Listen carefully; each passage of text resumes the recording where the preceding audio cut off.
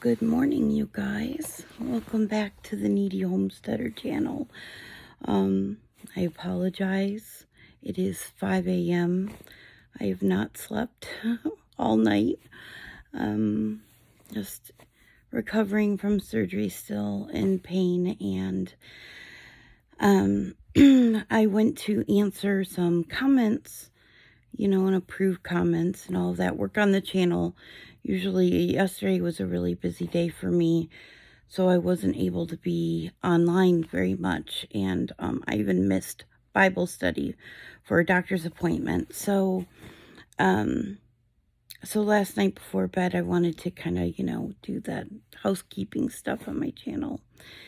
And I started reading a lot of your comments about Jenny Apple here on YouTube. I'll leave a link down below to her channel. For anybody who's been in our prayer circles on Friday, you know that we've been we pray for everyone who needs intercession and prayers. But there's been a couple of YouTubers specifically that we've been praying for and over, and Jenny Apple is one of them, her husband Kyle, and they've got two little tiny babies, little kids. And Jenny is battling lung cancer. She's not a smoker, never smoked a day in her life, and ended up with lung cancer. And unfortunately, like, if you go and watch her testimony, she was put off over and over again, saying that, it was like a pulled muscle and it was nothing to be concerned about. She had like a pain in her back and in her rib. And so she kept being put off, and it just really, listening to her testimony really does shine a light on, having to be your own advocate for your own health. And thankfully she kept going back and asking, for not just an x-ray, but like a CT scan. Anyway, I'll try to find a link to her story and leave it down below for you. But she is one of many that we've been praying over. And the day before yesterday, her and her husband went on live and basically shared with all of us that, and I hate putting times on anything, because only the Lord knows our day and our hour. Nothing can speed it up. Nothing can slow it down. No amount of good works, prosperity, anything like that. God knows our day and our hour. And it will all be used for good. And so, as somebody who has one of my best friends, one of my besties, Wendy, who's been on this channel a couple of times now,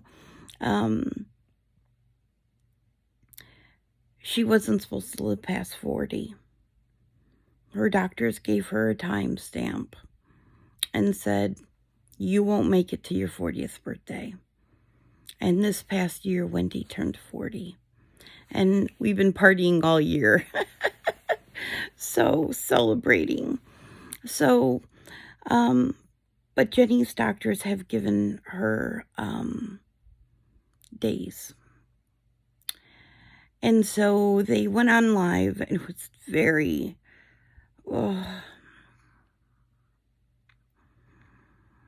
very difficult to watch. They actually did 2 lives. Sorry about my voice. And nobody has heard. Yesterday they did not come back on, and I got a lot of comments reaching out to me, a lot of private messages. I had a couple of emails asking me if I knew if I had an update. Jenny doesn't know me. I'm just somebody who came upon her channel and her story and became glued to it, like so many of you. And how so many of you were glued to my story. And it's amazing how the Lord unites us and brings us together. And so Jenny doesn't know me. I don't know her.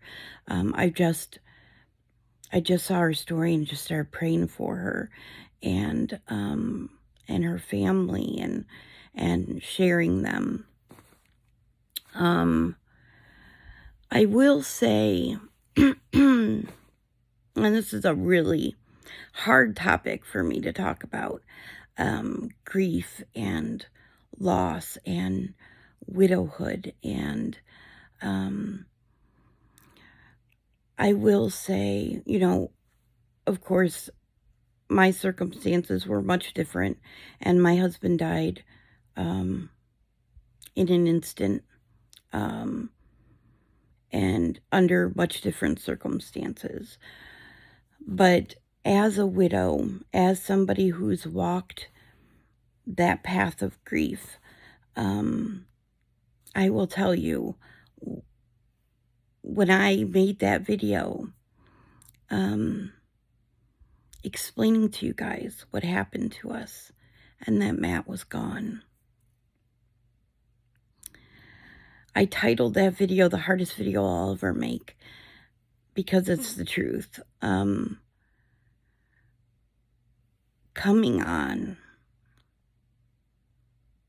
and telling you all what happened.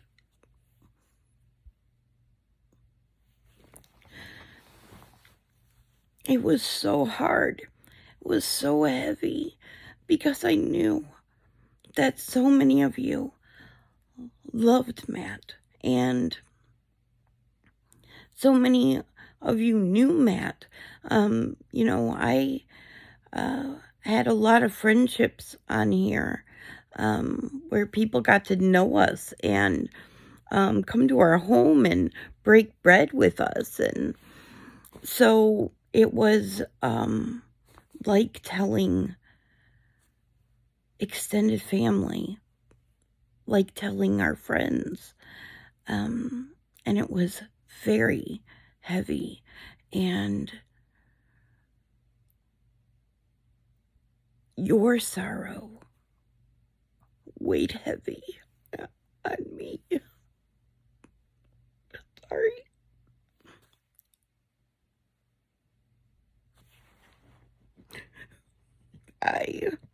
I had to pray. I had to pray for a long time before I made that video for God to give me strength to do it. So I say all this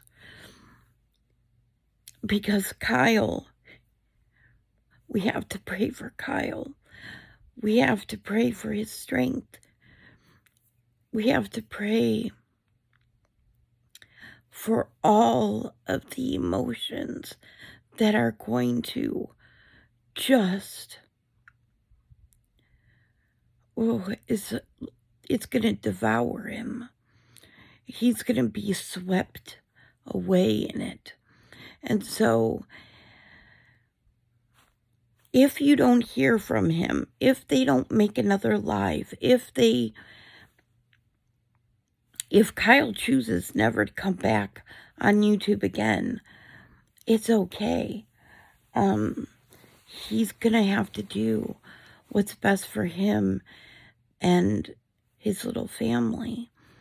And it's a lot. It's a lot.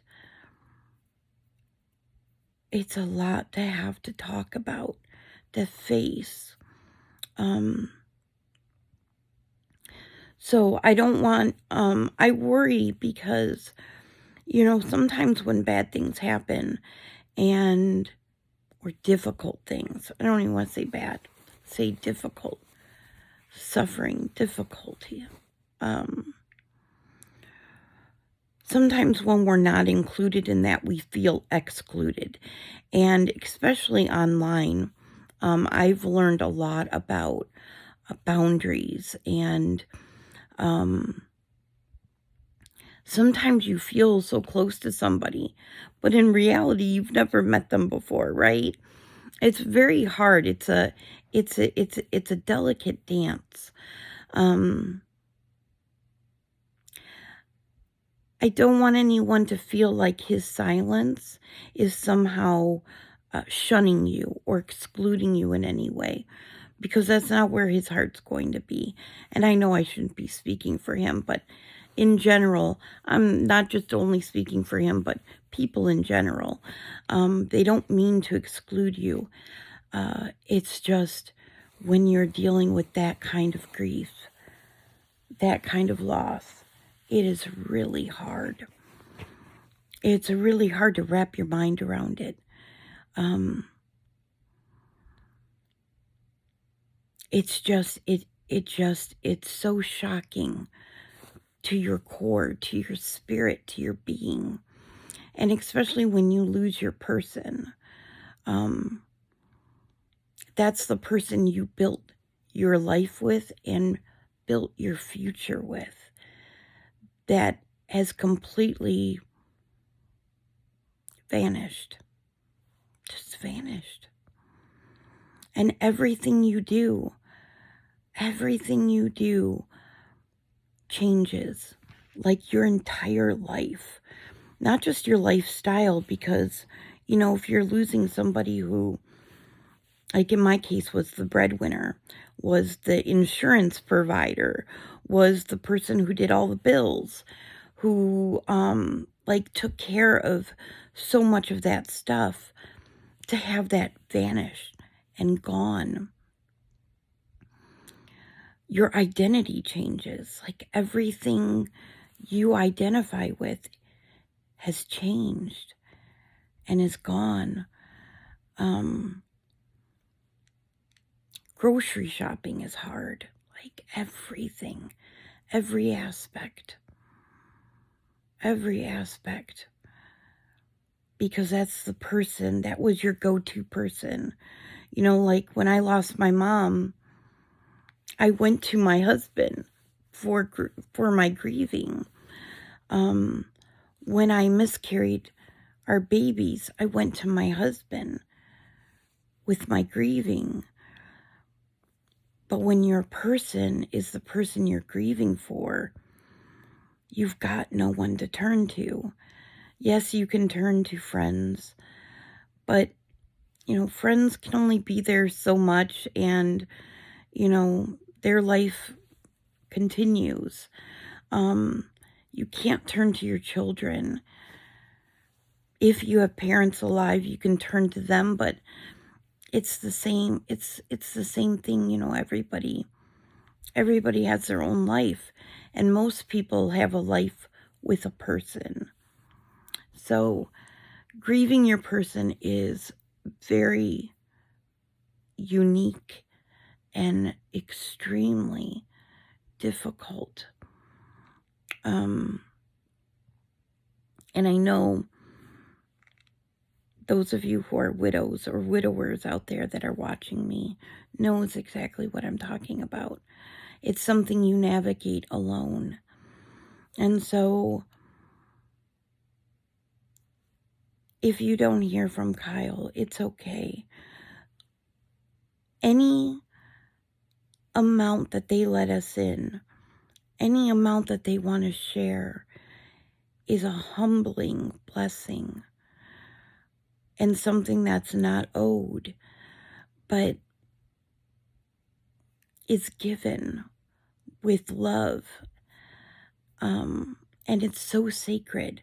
Like sharing this part of what they're going through, sharing their children, it's so sacred.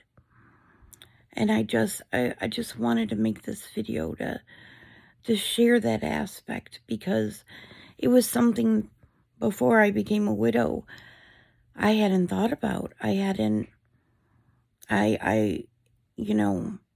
I couldn't imagine. And so, all we can do is continue to pray and pour our love and our prayers over the Appleford family as they navigate this. Just what feels like impossible waters. But I know the Lord is with them, and the Lord will not forsake them. And that in the deepest grief, in the deepest suffering, that's when God is the closest to us. And so I'd like to ask you all to keep them in your prayers, to keep pouring your love over them, and just to give them the space to share, the space to grieve, the space to include us or not include us. There's no right or wrong way in grieving. Everyone does it differently. And even when you navigate it daily, sometimes it can be different for you. One day you might be able to do one thing, and another day you might not be able to do that again. It's grief is one of those unique, it's like a fingerprint. And nobody can help you walk through it but the Lord. That's it. It is a bonding opportunity between you and the Father. That's what I learned in my walk in grief. And grief is like, somebody explained grief as, instead of thinking of it as like climbing a mountain and then getting over the mountain and, and getting through it and getting over it, it's like putting on a heavy backpack to climb a mountain. And that grief is that backpack. And at first, it's so heavy. It's so heavy to carry. It drops you to your knees. And you just have to keep trying to get back up, get back up, get back up. Take another step, fall again, get back up. And so many widows told me it's a minute at a time, and then 5 minutes, and then 10 minutes, and then an hour at a time, and a day at a time, and eventually it'll be a week and a month. But you carry that backpack for the rest of your life. It never gets lighter. You just get used to the weight. And some days, the grief feels weightless. You have that backpack on and you're like, you forget you even have it on. And then sometimes something can happen, or a memory can come, and all of a sudden it's like, oh, I have this heavy backpack on. You never take it off. It is with you for the rest of your life. But to grieve big means you love big. You cannot have one without the other. And I wouldn't trade loving big for anything. So I consider my grief an honor to carry, a privilege to carry.